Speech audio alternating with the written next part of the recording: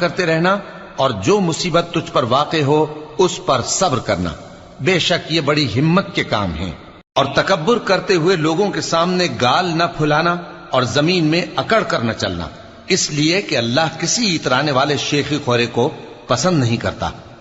اور اپنی چال میں اعتدال کیے رہنا اور بولتے وقت ذرا آواز نیچی رکھنا،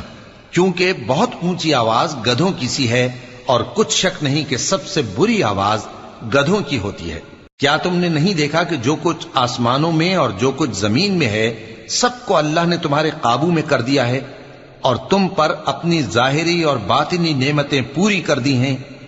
اور بعض لوگ ایسے ہیں کہ اللہ کے بارے میں جھگڑتے ہیں،